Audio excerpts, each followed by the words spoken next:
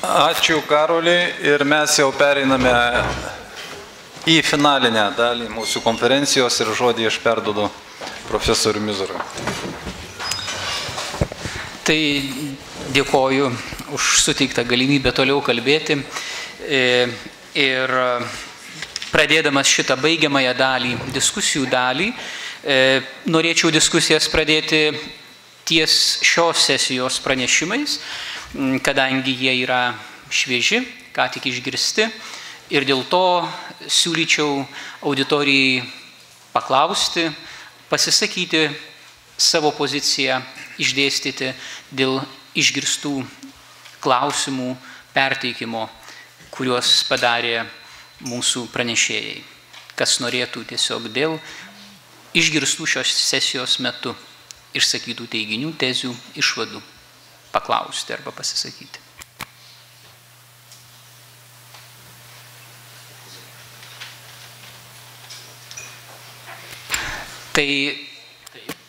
Tai prašom, Ramūnai.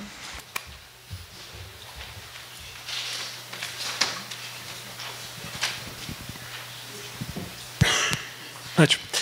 Negražu bus, nieks nieko nepasakys. Aš esu Ramūnas Bišnas iš Šamerio universiteto teisės fakulteto.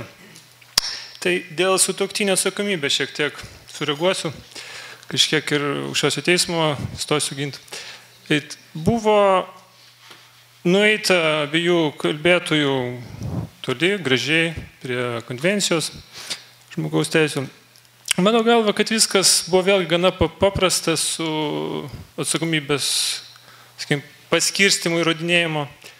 Tai yra, teismai reagavo į Lietuvos realijas, o realijas yra kokios. Mes vis kalbame apie kreditoriaus ir sutuoktinio balansą. Bet kokia yra realybė? Tarp kreditoriaus ir sutuoktinio paprastai yra asimetrija.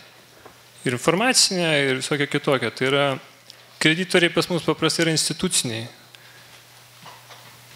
Tai yra, jų galimybės ginti savo teises buvo daug stipresnės.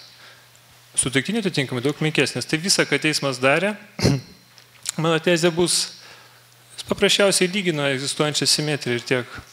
Be abejo, labai smagu, kad visus ir kitus argumentus galima panaudoti, žmogaus teisės pasitelkė taip toliau, bet principinis mano galva tai buvo toks paprastas lietuviškas žingsnis.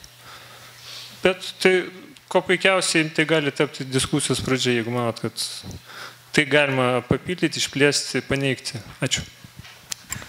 Dėkojame už išdėstytą mintį. Norėjau pasakyti dar, kad pranešėjai arba bet kuris kitas iš auditorijos galėtų taip pat reaguoti ir į pasisakančiųjų mintis. Kaip žinodamas tą pabrėžiu. Aš norėčiau sureaguoti į išsakytus teiginius. Teigti, kad štai teismas šiek tiek apribojo teises kreditorių, kurie paprastai turi daug pinigų, kurie yra instituciniai ir todėl tai yra gerai, su tokiu teiginiu nesutikčiau. Nes šiandien dieną galbūt mes ir matom daugumą bylų esančių teismuose, kai kreditoriai ieškovai yra bankai, lizingo bendrovės ir taip toliau. Bet nepamirškim, kad ta pati taisyklė bus taikoma ne tik šitam kreditoriui, jinai bus taikoma bet kuriam kitam kreditoriui. Tiek stambiajam kreditoriui, tiek smulkiajam kreditoriui. Todėl vien tik dėl tos priežasties iš turtingųjų atimti, neturtingiems padalinti, manau, tai neturėtų būti argumentavimo principas taikant 3 knygos 109 straipsnį. Sugrįžtant prie tų teiginių, kuriuos išsakė Gediminas, kalbėdamas apie teismų praktiką ir įrodinėjimo pareigos pasiskirstimą, tai atkreipčiau dėmesį į dvi tokias aplinkybės. Pirma, tai mes labai aiškiai turėtume išskirti 3 knygos 109 ir 3 knygos 72. Sutikimo sudaryti sandorį prezumpcija, jinai nieko bendro neturi su atsakomybės pagal prievolės taisyklėmis siaurąja ta žodžio prasme. Todėl, kad kai yra keliamas klausimas, ar iš 3 knygos 72 straipsnio, tai yra sutikimo sudaryti sandorį prezumpcijos, mes kildiname pareigą kitam sutuoktiniui atsakyti, tai aišku, kad atsakymas ne. Mes tą pareigą kildinam iš 3 knygos 109 straipsnio. Ir šiandien dienai yra sakoma taip, įmonė, indulį įmonė įmonininkas pagal įstatymus yra vienas sutuoktinis, vienas asmuo, bet tada paklaustum savęs, o kas yra ta individuali įmonė įsteigta santuokos metu? Ar tai yra bendros jungtinės nuosavybės teise priklausantis turtas? Atsakymas būtų taip. Pavyzdžiui, jeigu reikėtų kreditoriui valstybiniai mokesčių inspekcijai išieškoti mokesčius, atsiradusius iš jungtinės tos pačios įmonės, nors įmonininkas yra tik vienas. Turim vieną pavyzdį ir paimkim kitą pavyzdį. Sutuoktiniai įsigijo namą, brangesnį arba vertingesnį negu 1 milijonas litų ir jiems reikia sumokėti nekilnojamo turto mokestį. Tai tas nekilnojamo turto mokestis būtų bendra prievolė pagal 3 knygos 109 straipsnį ar vieno iš sutuoktinių asmeninė prievolė. Turbūt, kad nekilnojamo turto atžvilgiu visi pasakytų taip, tai yra bendra prievolė. O kas yra individuali įmonė mūsų civilinio kodekso prasme? Yra tas pats nekilnojamas turtas, daiktų klasifikavimo prasme. Tai kodėl tada šito daikto atžvilgiu, šito turto atžvilgiu mes sakome, kad čia turi būti taikoma visiškai skirtinga taisyklė. Tai šita logika turbūt man bent jau sunku sutikti.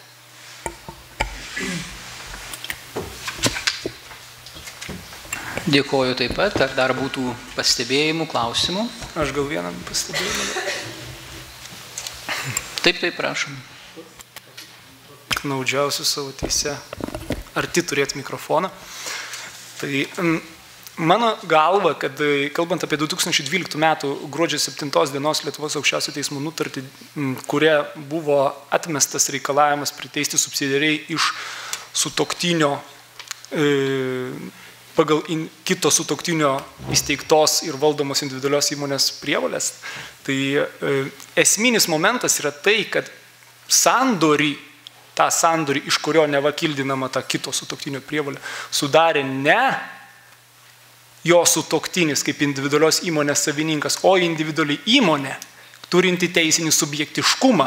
Taigi, ta individuali įmonė buvo teisinio santykio šalis, o vien dėl to, kad individuali įmonė buvo teisinio santykio šalis, automatiškai generuoti ar gimdyti prievolę tos įmonės savininko sutuoktiniui, mano galva, būtų jau per daug, nes to nėra parašyta įstatymą. Dar kartą grįžkim į pačią 6 knygos pradžią.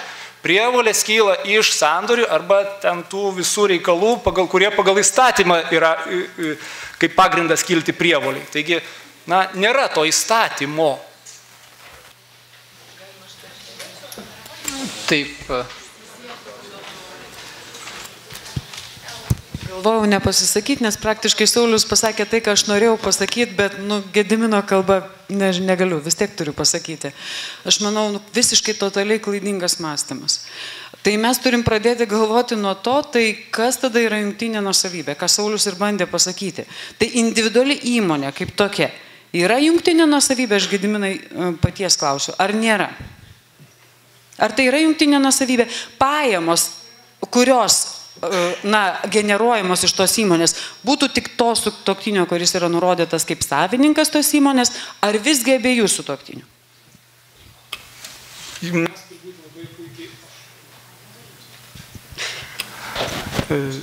Reikėtų įjungti. Dviesiai nekalbėsim vienu metu. Aš manau, kad problema kyla dėl individualios įmonės kaip subjekto arba kaip objekto dualistinės prigimties, nes mes turim tą patį civilinį kodeksą. Tarkim, civilinio kodekso 233 pirma dalis. Įmonė yra juridinis asmuo, subjektas. Civilinio kodekso 1 knygos 110 straipsnių pirma dalis. Įmonė yra objektas, verslu užsiimančiam asmeniui priklausantis turto ir turtinių bei neturtinių teisių, skolų ir kitokių pareigų visuma. Tai šitoj vietoj, kaip pažiūrėsim į tą įmonę, kaip į jungtinės veiklos, jungtinės nuosavybės objektą, ar kaip į teisės subjektą, ar kaip į tą turtinių pareigų, teisių ir pareigų visumą ir to turto masę. Tai mano galva, kad civilinio kodekso 388 straipsnis, nurodydamas, kad įmonė, jeigu jie pradėjo sutuoktiniai verstis, vienas iš sutuoktinių po santuokos sudarimo yra jungtinė nuosavybė, turiu omeny įmonės kaip pagal 1 knygos 110 straipsnį, kaip objekto naudoja kategoriją, o ne įmonės kaip subjekto. Tai čia yra tas niuansas, bet mano galva pagrindinis nepasitenkinimas Lietuvos aukščiausio teismo 7 šito naujų išaiškinimų kyla ne dėl to. Pagrindinis nepasitenkinimas kyla dėl to, kad iki 2004 metų mes turėjome individualių įmonių įstatymą, pagal kurį individualios įmonės savininkais galėjo būti abu sutuoktiniai. Ir tai susiklostė tam tikra inertiška teismų praktika, pagal kurią abu sutuoktiniai ir buvo laikomi atsakomybės subjektais. Na, tarsi jie abu dalyvavę sandoryje. Bet pabrėžiu, kad nuo 2004 metų sausio 1 dienos įsigaliojus naujai redakcijai individualių įmonių įstatymų, steigėjų ir savininkų, nepaisant to, kad tas žmogus turi sutuoktinį, jis yra susituokęs, jis vis tiek yra vienas asmuo. Vienas asmuo labai aiškiai specialiam įstatymė, individualių įmonių įstatymė, tai yra reglamentuota. Ir įstatymas, civilinis kodeksas sako, kad subsidiariai atsako dalyvis. Tai štai yra atsakymas į klausimą. O dalyvis šitoj vietoj, jisai sandorį sudarė sandorį juridinis asmo, individuali įmonė, kuri buvo atstovaujama individualios įmonės savininko, direktoriaus, kaip pavadinkim. O jeigu jis turėjo dar ir sutuoktinį, tai kokiu pagrindu tą sutuoktinį kalt per kryžiaus? Štai man atsakė. Tai jūs norit pasakyti, jeigu akcijos priklauso, tai yra akcijos užrašytos vieno sutuoktinio vardu, tai jos tik vienam priklauso. Jūs turbūt sakysit, kad priklauso abiems sutuoktiniam. Čia lygiai tas pats. Jeigu individualių įmonių įstatymas sako, kad turi būti tik vienas savininkas, kadangi tokia yra esmė individualios įmonės, tai nereiškia, kad savininkai pagal šeimos teisės principus nėra abudu sutuoktiniai. Ir jeigu ieškot įstatymo, kurio pagrindu atsiranda atsakomybė, tai ir atsiranda 2 ir 3 knygų pagrindų. Ir jeigu labai paprastai, šiandien aš bandyčiau jūsų paklausti, tai jeigu sutuoktiniai turi namą, kuris priklauso jungtinės nuosavybės teise, ir nuo to namo nukrito varveklis ir kažkam perskelė galvą, jūs turbūt sakytumėt, kad taip, tai yra bendroji prievolė, jie atsako abudu. Koks skirtumas individualios įmonės atžvilgių, kai mes diskutuojam? Na, atsakymą matyti nereikia čia, bet aš tikrai nesutinku su jūsų pozicija. Mikrofoną truputį pakeltą. Norėjau suteikti dar jūs norėjote teisėją pasisakyti. Jis jau įjungtas? Tai aš tiesiog labai dėkoju kolegom advokatam, kurie taip jautriai sureagavo į mūsų nutartį ir užjaučiu, kad jums įrodinėjimo naštoj problemų kyla iš tikrųjų. Bet norėčiau labai trumpai pasakyti ir gal užbaigti, ačiū, kurie ginat, ačiū, kurie kritikuojat. Bet žinot, mūsų visgi idėja buvo ne nuo to galo ieškoti, kur kam bus sunku ir iš kas yra bendras turtas. Visgi mūsų idėja buvo tokia, kaip gerbiamas Sagatys, mes ieškojom pagrindo įstatyminio prievalės bendrumui. O iki tol buvusi praktika, užbaigsiu dabar, tikiuosi šitą diskusiją galutinai, mūsų vertinimu buvo grindžiama tiek doktrinos, tiek įstatymo požiūrių, tokiu sena rusiška patarlė, muž ir žina, adna satana. Kas nesimokėt rusų, galiu pasakyti, vyras ir žmona, vienas ir tas pats maždaug. Tai va, o logika mūsų nutarties visgi buvo paieška prievalės bendrumo, o ne jau svarstymas toks, kokį oponentai bando išdėstyti. Reaguosim be abejo jūsų pastabas dėl įrodymų naštos, reaguosim ir į kitas, bet kažkaip šiandien mes čia sėdim ir tikrai dar nesam labai įstikinę, kad padarėm blogai, priešingai galvojam, kad mūsų ta nutartis yra pozityvi. Tai gal aš pirmas, o po to Saulius paoponuos. Tiesiog palaikydamas tą poziciją dėl tos praktikos paskutinės. Ir prisimindamas tą problemą iškeltą Sauliaus dėl įrodinėjimo naštos, tai normaliai, kai įstatymų leidėjas galvoja apie tai, kokias aplinkybės įrodinėti, tai aš dar nebuvau sutikęs reguliavimo tokio, kur būtų pasakyta, kad, o tas turi įrodyti tai, kas neįvyko. Paprastai įrodinėjama yra tai, kas įvyko. Mūsų reguliavime yra tokių pavyzdžių, kurie yra, aš juos vadinu grinai lietuviškais, ir tai yra prie garantijos, tai yra, kur reikia įrodyti tai, kas neįvyko. Vokiečiai, pavyzdžiui, kalbant apie neteisybės arba įrodinėjimo naštos pasiskirstimą, kai jie turi analogišką taisyklę su mūsų 75 straipsniu, sakydami, kad tas, kuris neigia pareigą mokėti neteisybės, jis turi įrodyti, kad prievolę įvykdė tinkamai, tai vokiečiai dadeda išskyrus, jeigu ta prievolė pasireiškia neįvykdymu. pasyviai. Todėl, kad įrodinėti bendraja prasme, tai, kas neįvyko, yra daugiausia atveju sudėtinga. Tai vat, ta praktika, jeigu apie tą, kur kalba Saulius, jinai buvo būtent grindžiama tuo, kad sutuoktinis, kuris visiškai veikloje nedalyvavo, netgi kalbant apie individualias įmonės, komercinėje veikloje visiškai nedalyvavo, vaikus augino. Jis turėdavo įrodyti tai, kad pinigai nebuvo panaudoti šeimos interesais, tai yra įrodyti tai, kas neįvyko. Tai yra daug sudėtingiau ir yra, paprastai įstatymų leidėjai nesirenka tokios logikos reguliavimo, negu kad įrodyti tai, kas įvyko. Ar sudėtinga kreditoriuje, sudarant sandorį, paprašyti, taigi tu savo sutuoktinį atsiveš čia ir tegul jis pasirašo, sutinka. Tai yra, nematau jokių problemų. Aš nežinau, kodėl toks noras tempti už ausų tą kreditorių, kuris pats savo metu nepasirūpino savo apsaugą. Tai toks pastebėjimas. O dėl mokestinių prievalių, tai aš manau, kad čia 109 iš viso neveikia. Mokestinės prievalės šiaip nustato viešoji teisė ir tą, ką kalba Danguolė, tai yra susiję, arba Saulius, tai yra susiję su bendra jungtinė nusavybė ir ten pasakyta yra, kas yra subjektai. Ne 109 pasako. 109 įveltas buvo į tą mokestinių prievalių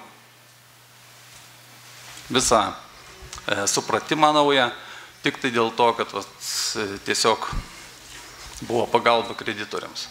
Individuali įmonė, tarp kitko, individuali įmonė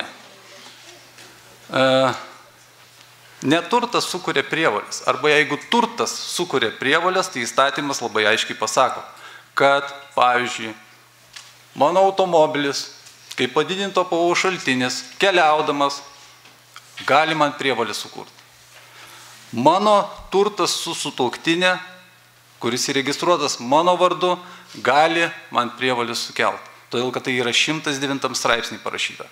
Bet aš žinau, kada man kilt gali prievolės. Dabar dėl tos pačios individualios įmonės, jeigu laikytis Danguolės logikos, tai mano perduotas individualiai įmoniai turtas, jį galim vadyti išlaidomis arba sandoriai susijusiai su bendro turto tvarkymu. O tai visais atvejais pakliūna į 109 straipsnio pirmąją dalį. Tai tada kam dabar dar skirstyti tą įrodinėjimo naštą? Visas prievolės užkabinam ant abiejų sutuoktinių tame tarpe, kuris nedalyvavo. Šiaip jau įmonių teisės požiūriu, mes matyt buvome tokia išskirtinė šalis su tokiu reguliavimu, kai sutuoktinis sudalyvaudavo komercinėje veikloje, augindamus vaikus. Tai aš tiek. Jeigu galima, norėčiau sureaguoti dėl pasakymo, kad kreditorius nereikia ginti per daug kreditorius, nes kreditorius galėjo iš anksto pasirūpinti ir paprašyti antro sutuoktinio parašo. Taip, jis tą galėjo padaryti. Bet nepamirškim, kad 3 knygos 109 yra skirtas tiem atvejam, kai kreditorius to nepadarė. Ir ypatingai pirma dalis. Nes jeigu mes aiškinsim, kad vienintelė galimybė kreditoriui tai yra gauti parašą, tai tada 109 pirmos dalies apskritai nereikia. Tokiu atveju. Ir čia būtent, reiškia, jeigu žiūrėtume tarptautinę praktiką į sandorio pobūdį atsižvelgiant, yra taikoma ta prezumpcija. Pavyzdžiui, įsigijo, sakykime, maisto produktų įsigijo. Tai dabar maisto produktai. Ar jie buvo panaudoti šeimos poreikiams ar ne? Tai dabar kreditorius. Jis kaip turės įrodyti, kas suvalgė, ar mes taikysim prezumpciją.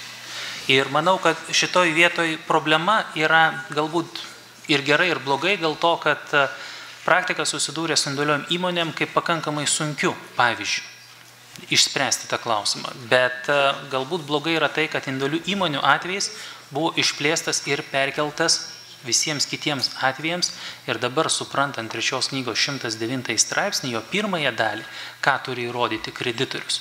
Tai neskaitant to sudėtingo atveju apie individualias įmonės, kur mes galime ginčytis, ar įstatymas imperatyviai, neimperatyviai numato, kas atsako, bet prezumpcija yra apversta ir šios konferencijos tema, jinai apversta visiškai priešingą pusę negu taip, kaip jinai buvo numatyta nuo pat kodekso prieimimo ir nuo pat pradinių jo komentarų. Aš atsiprašau, Saulius, kad atėmėm mikrofoną, bet vis tiek nesusilaikysiu. Jeigu įstatymų leidėjas būtų norėjęs pasakyti tai, ką pasakė Saulius, tai jis būtų tiesiai šviesiai ir įrašęs į kodeksą. Dabar, kam jis įrašė tokį labai sudėtingą reguliavimą 109 straipsnį, kur mes įjungę tikrai lakę fantaziją, gaunam arba vieną rezultatą, arba kitą. Tai aš lieku prie savo. Tai dėkoju ir tada jau perimu. Ar dar kas nors norėtų paklausti? Labai trumpai, Laurynai, gerai?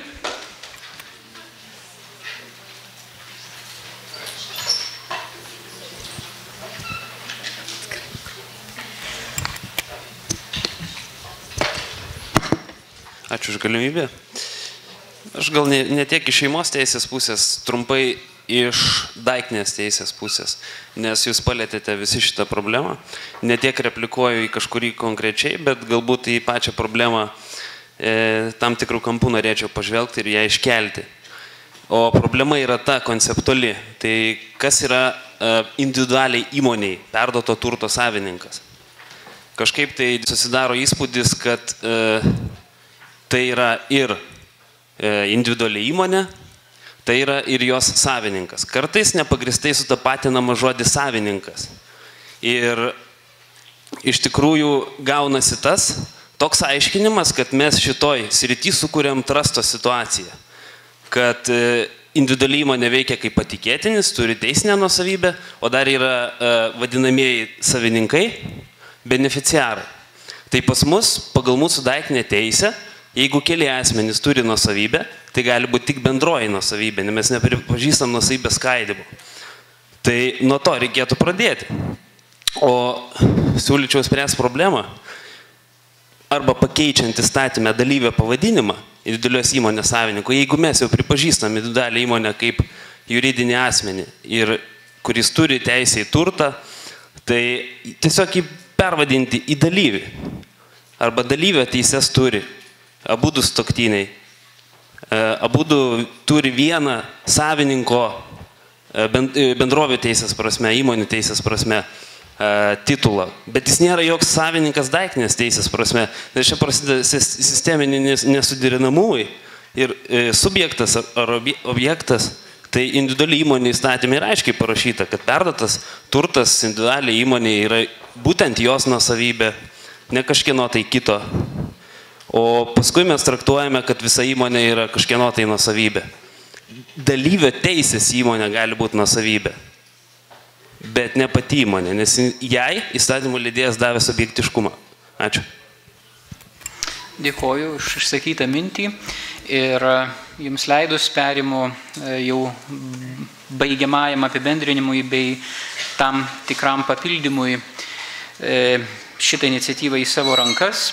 Ir visgi, kad jau nebūtų grįžtama prie paskutiniųjų pranešimų, aš norėčiau visgi išsakyti mintį labai tokią daugiau retorinę ir palikti visgi teismams apmastyti, nes dabartinė situacija, ypač apie kurią mes dabar kalbėjome, tai nieko daugiau nereiškia kaip tik esminį pakeitimą įstatymę numatytos prezumcijos. Tai yra iš esmės pakeista prezumcija. Tai yra jinai negerbiama ta prezumcija, kuri buvo numatyta įstatymų leidėjo. Ir tą mes norim ar nenorim, turim pripažinti. Ar mums tai patiktų, ar mums to nepatiktų tas pripažinimas. O ar toks nepripažinimas ir negerbimas prezumcijos įtvirtintos įstatymų leidėjo yra geras ir tarnaujantis viešajam interesui, tai čia jau tikrai diskusijų matyt tolesnių reikalas, kadangi dabar jau aiškiai skiriasi dvi pozicijos. Vieni už, vieni giria ir mano, kad tai yra viešajam interesui pasitarnausiantis, matyt, dalykas, kiti mano, kad ne. Matyt, yra ir vienų ir kitų teiginiuose tiesos, argumentuose taip pat tiesos. Kaip supratote, mano paties pozicija yra labiau antrinti tiems, kurie kritiškai vertina šią Lietuvos aukščiausiojo teismo poziciją. Na ir labiausiai aš kritiškai vertinu, kad tokia pozicija, kad ji neįsigalėtų bet kokiems kitiems atvejams. Aš sutinku, kad galbūt konkrečiu tuo sunkesnio atveju pagal bylos aplinkybės galbūt ir galima, taip buvo, bet ir tai dar labai didelis klausimas, bet apskritai formuoti tokią taisyklę ir poziciją, tai yra labai, sakyčiau, grėsminga tendencija, mano supratimu. Ir rinkai, matyt, nekaži kuo gali ar pasitarnauti arba pasitarnaus prezumpcijos ignoravimas. O savo ruožtu aš išpildau pažadą pabaigti savo mintį apie netiesioginių nuostolių sampratą ir negautą pelną. Grįžtant prie mano pranešimo, tai pirmiausiai mano rekomendacija galbūt teismams ir praktikai apskritai nelabai nežaisti tiesiog su šita savoka. Tiesioginiai, netiesioginiai nuostoliai.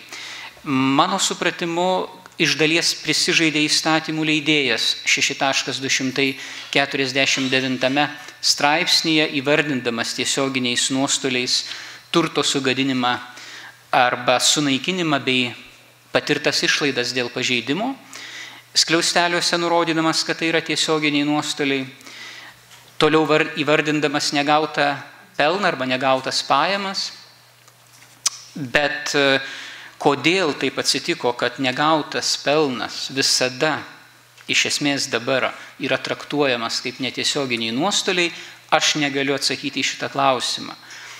Kadangi aš taip nemanau, kad tai yra visais atvejais, o aš nemanau dėl to, kad pirma, arba galbūt pagrindinis, nebūtinai pirmas argumentas, jog jeigu žiūrėti lyginamųjų aspektų, tai mes apskritai, kažin, ar rasime labai vieningų sutarimų ir supratimų, kas yra tiesioginiai ar netiesioginiai nuostoliai. Antra, žymiai svarbiau, tai paprastai toks skirstimas yra tose jurisdikcijose arba tose valstybėse ir galbūt ir apibūdinimai doktrinoje yra tokie tiesioginių, netiesioginių nuostolių, kurios turi tą mano pristatytą į pranešimo metu vadinamąjį vokiškąjį požiūrį į žalą.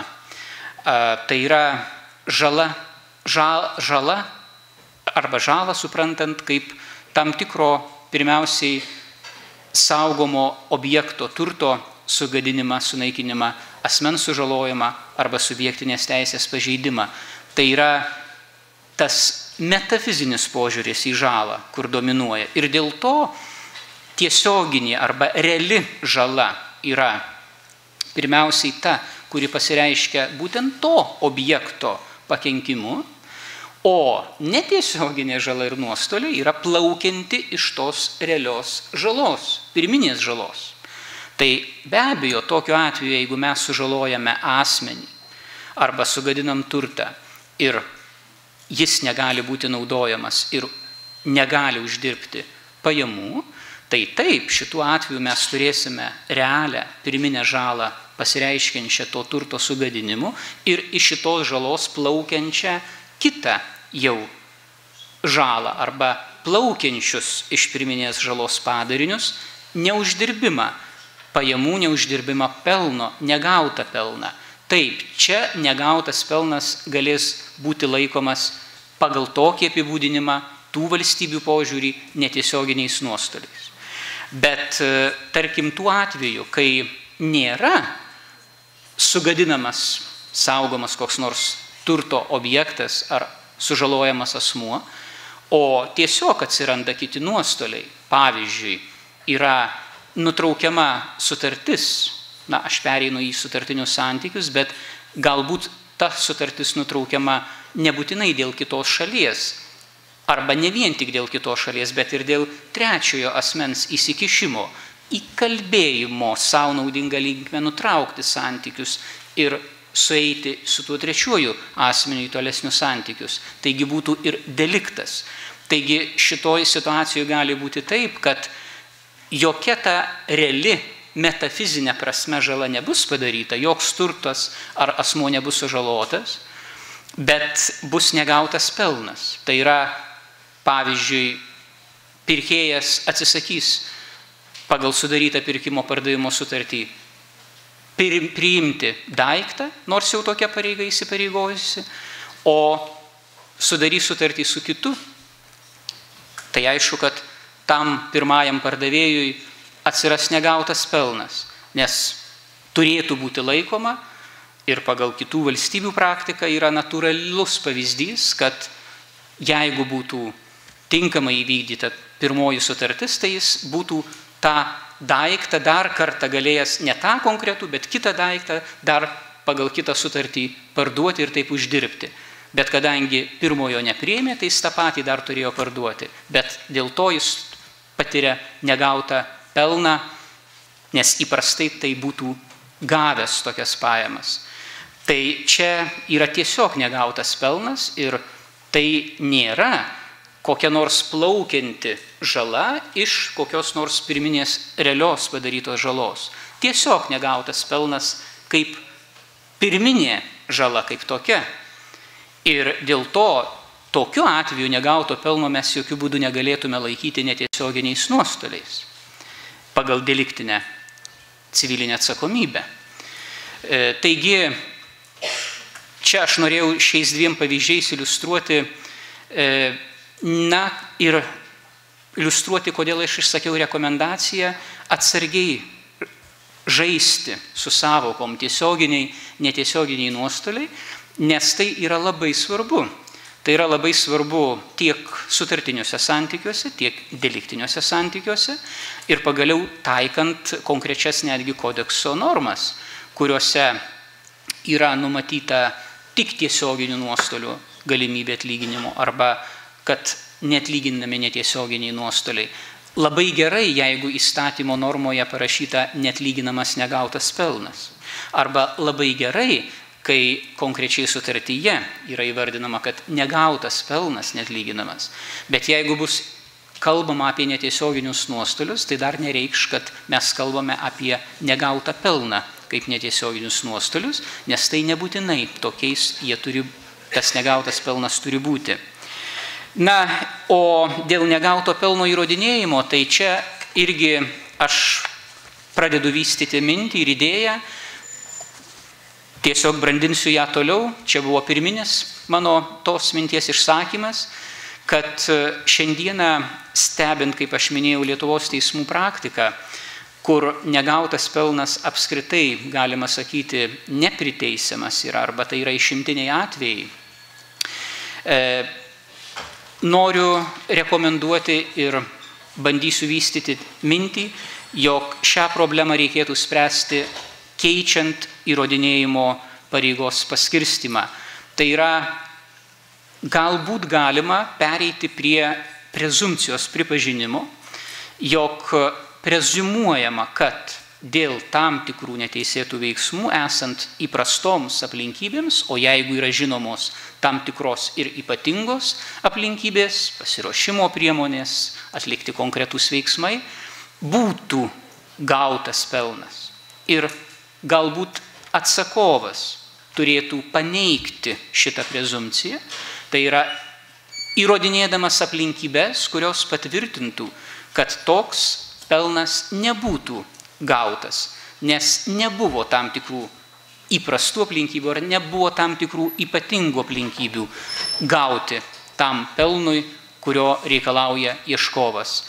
Nes kodėl aš taip sakau, kadangi aš iš kai kurių teismų praktikos pozicijų tiesiog nelabai suprantu, kaip gali būti įrodomas negautas pelnas. Pavyzdžiui, jeigu yra, čia dabar nežinau, ar man jau nutraukti pasisakymą, ar ką čia reiškia šitas dalykas, bet apsimesiu, kad tiesiog nieko nereiškia ir tęsiu toliau kalbą. Pavyzdžiui, teismų praktikoje byla, kai yra nutraukiama agentavimo, tarpininkavimo sutartis, sudarinėjant tam tikrus sandorius, platinant tam tikras prekes ir reikalauja tarpininkas negauto pelno ir teismas tada formuluoja taisyklę, kad neįrodė, kad jis, tas tarpininkas, būtų galėjęs sudaryti sandorius su trečiaisiais asmenimis, jeigu sutartis būtų toliau galiojusi.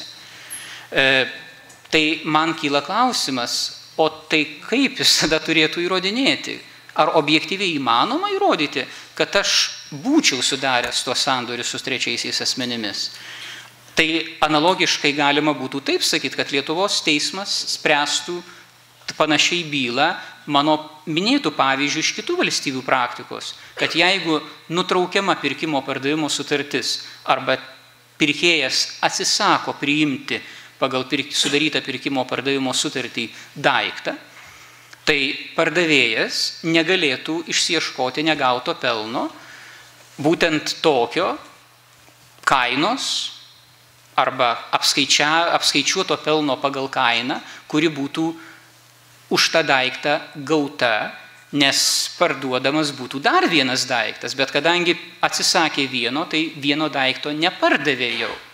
Tai tada Lietuvos teismas matyt sakytų, kad o tai jis neįrodė, kad jis būtų pardavęs dar tą kitą daiktą.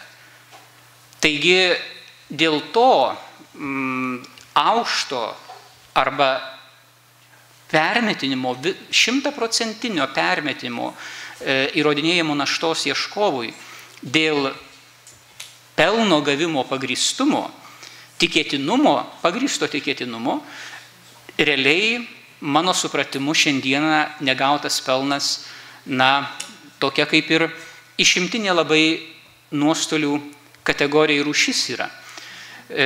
Ir dėl to tą išsakytą mintį, kaip rekomendaciją apmąstymams aš pateikiau, o savo ruožtu, aišku, aš esu pasiruošęs toliau vystyti, analizuodamas tą idėją įvairių valstybių praktikos pavyzdžių ir bandysiu, matyt, įtikinti ir kitus doktrinos doktrinos atstovus ir taip pat galbūt teisės praktikus, kad tai būtų vienas iš galimos problemos sprendimų variantų. Taip pat turiu keletą minčių, bet jau susilaikysiu dėl kitų pranešimų, išskyrus dar vieną tokią kaip irgi pamąstymui dėl akcijų Pauliana. Kai čia buvo klausimas, jeigu gerai prisimenu, dėl rangovo, subrangovo arba rangos teisinių santykių, užsakovas, rangovas ir subrangovas, visgi čia kalbu apskritai bendraja prasme. Man yra svarbu, kad būtų apmąstytas štai toks aspektas. Ar iš tikrųjų užsakovas negali turėti jokių tiesioginių santykių su subrangovu? Jeigu žiūrėti civilinio kodekso normas reguliuojančias rangos santykius, tai taip yra sakoma, kad jei yra generalinis rangovas ir subrangovas, arba bendra sutarčių teisės norma, jeigu sutarčiai vykdyti pasitelkiamas trečiasis asmuo, tai tokiu atveju prieš kreditorių yra atsakingas būtent tas, kuris pasitelkė tą trečiąjį asmenį. Rangos atveju generalinis rangovas, o ne subrangovas. Bet šita norma arba toks sudėliojimas, jis yra skirtas apsaugoti patį užsakovą, jeigu, tarkim, subrangovas yra netinkamai atliekantis darbus, tai bus atsakingas prieš užsakovą generalinis rangovas. O taip pat ir galbūt subrangovui yra skirta, gal ir generaliniam rangovui tam tikras apsisaugojimas nuo tam tikrų reikalavimų. Bet visgi reguliavimas teisinis nedraudžia užsakovui, kur reguliavimas tik jam atvirkščiai suteikia teisę kreiptis į generalinį rangovą, bet jokių būdų nepanaikina jo teisės, jeigu jis norės turėti santykius su subrangovais. Taigi normos arba tokio sureguliavimo tikslas yra kiek įmanoma apsaugoti kreditoriaus interesus, tiek su generaliniu rangovu aiškinantis, tiek ir su subrangovais, jeigu jis nori pats kreditorius, tai yra užsakovas, jeigu jis yra kreditoriumi konkrečiu atveju. Taigi, kalbant apie akciją Pauliana, šita mano supratimu mintis esanti įstatymo normose yra svarbi, visai ne ta sąlyga aiškinantis, kur čia buvo kalbama daug apie ją, bet dėl kitos sąlygos, ar sandorį turėjo ar neturėjo sudaryti. Tai privalėjo jį sudaryti ar neprivalėjo. Tai būtent į šitą sąlygą mes tokiu atveju turime atsiremti ir abejočiau, ar iš tikrųjų visais atvejais mes kaip bendrą taisyklę galim sakyti, kad užsakovas atlikdamas kokį nors mokėjimą subrangovui, tokio sandorio neprivalėjo, kadangi įstatymas nepanaikina užsakovui teisės turėti santykių su subrangovais. Ir visai tai nepriklauso nuo susitarimų rangos sutartyje. Užsakovą saugo norma ir teisinis reguliavimas nuo netinkamų subrangovo veiksmų, kad ne tik subrangovas, bet yra generalinis rangovas atsakingas prieš užsakovą. Bet jokių būdų, mano supratimu, įstatymas neuždraudžia užsakovui reikšti reikalavimų subrangovui arba vykdyti tam tikras pareigas subrangovui. Ir tokiu atveju tada mes susidurtume su problema, būtent aiškinant akcijo Pauliana taikymo sąlygą, privalėjo ar neprivalėjo sudaryti sandorį. Jeigu mes sakysime, kad užsakovas pagal įstatymą negali atlikti tiesioginio mokėjimo subrangovui, tai tada sakysime, kad tokio sandorio neprivalėjo sudaryti. Bet jeigu mes sakysime, kad įstatymas nedraudžia to, tai tada kils klausimas dėl šios sąlygos. Tai gal iš tikrųjų šitą sandorį privalėjo sudaryti, nes įstatymas leidžia ir rangos sutartis įpareigoja atlikti mokėjimą. Tai čia yra mintis ateičiai pasvarstymui, atsižvelgiant į rangos santykių specifiką, bet tai mano mintis išplaukė grinai dėl tam tikrų diskusijų jau padarant pranešimą, o taip pat pasisakant papildomai dėl tam tikrų klausimų dėl akcijo Pauliana. O apskritai, tai pradėjau pabaigoje galvoti apie šio renginio sezoniškumą. Tai yra pavasaris šį kartą buvo, nors žiema, bet teisės pavasaris pavadinta.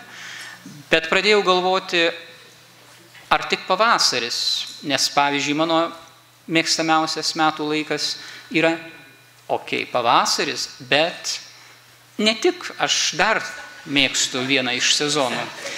Tik tai jums matyt visai nesvarbu, kokį aš sezoną esu pamėgęs ir nebent ta paslaptis atsiskleis, jeigu panašų kokį nors renginį, nebūtinai iš šito ciklo, bet vis tiek apie privatinės teisės tyrimus arba problematiką, kurios labai daug, kaip parodė šis renginys. Ir ne tik šis renginys, yra daug ir dėl to manau, kad Lietuva arba mes visi gyvendami čia galime džiaugtis, kad turime 4 sezonus. Ne visos valstybės tą patiria džiaugsmą. Ir apsiriboti tik pavasariu galbūt ir neverta. Tai dėkodamas už šį pavasarį, aš linkiu, kad mes susitiktume ne tik pavasarį, bet ir kitais sezonais ir jais džiaugtumėmės, o taip pat galėtume pasidalinti savo mintimis, įžvalgomis, labai svarbiais, probleminiais ir be galo daug klausimų keliančiais įvairiais privatinės teisės klausimais, aspektais. Linkiu visiems kuo geriausios sėkmės, labai daug tvirtybės ir daug gerų minčių, idėjų, intelektualių idėjų ir pastangų dirbant savo profesinį darbą.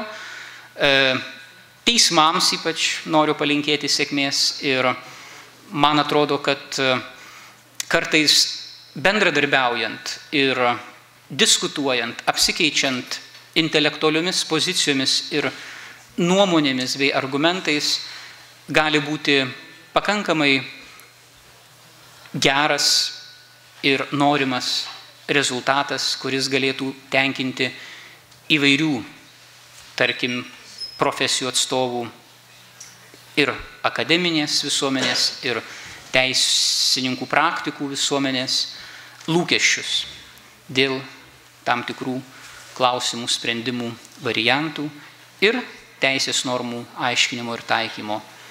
Taigi šią mintimį ir norėčiau pabaigti šią darbo dieną ir linkiu gražaus vakaro bei iki kitų malonių pasimatymų.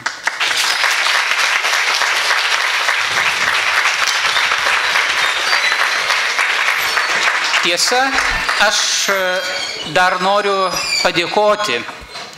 Esu dabar baisiai blogai besijaučiantis, nes turėjau padėkoti iš pat pradžių, galbūt net ryte, bet padarysiu dabar. Svarbiausia, kad nepamiršau ir geriau vėliau negu niekad.